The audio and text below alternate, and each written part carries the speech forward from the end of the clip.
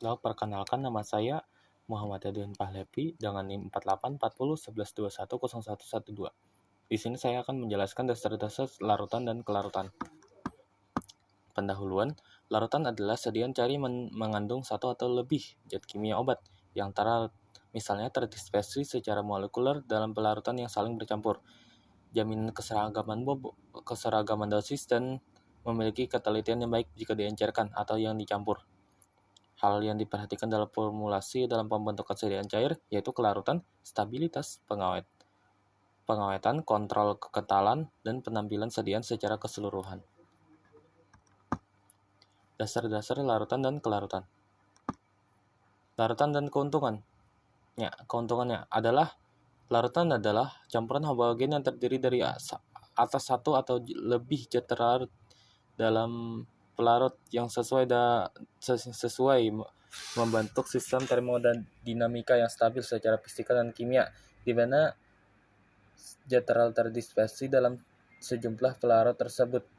Contohnya sirup obat, mouthwash, tetes hidung, tetes telinga, tetes mata, gargle, betadine, dan lain-lain. Campuran homogen sebagai zat aktif terdispersi secara merata keseragaman kadarnya. Dosis larutan dapat lebih mudah divariasikan karena dapat ditakar dengan sendok takar, mengurangi iritasi lambung, aksi obat dipercepat dibanding serbuk dan tablet, mudah diberikan pewarna, pengaroma, dan pemanis sebagai penampilan menarik, mudah diberikan pada anak-anak dan pasien yang sukar menelan.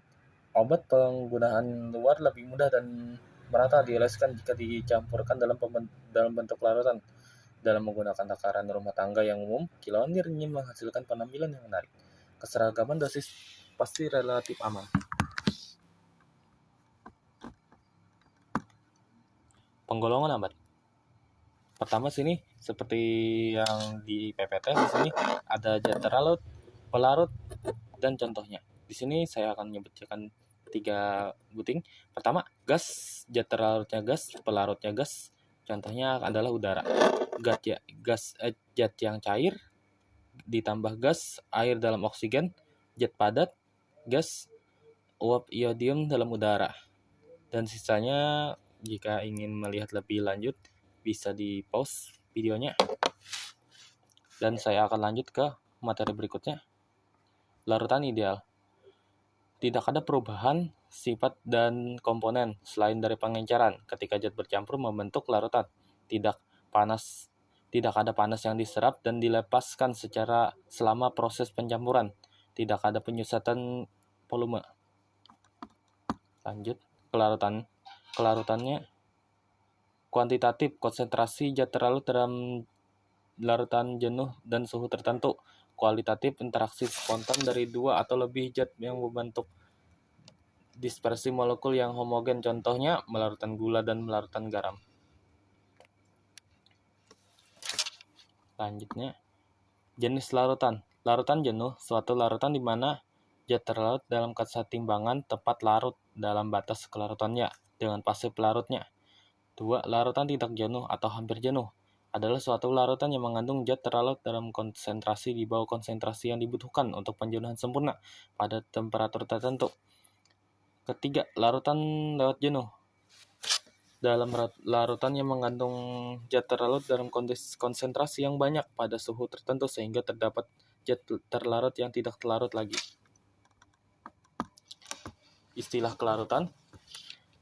Pertama, sangat mudah larut itu kurang dari 1 bagian, mudah larut itu 1-10 bagian, larut itu 10-30 bagian, agak sukar larut itu 30-100 bagian.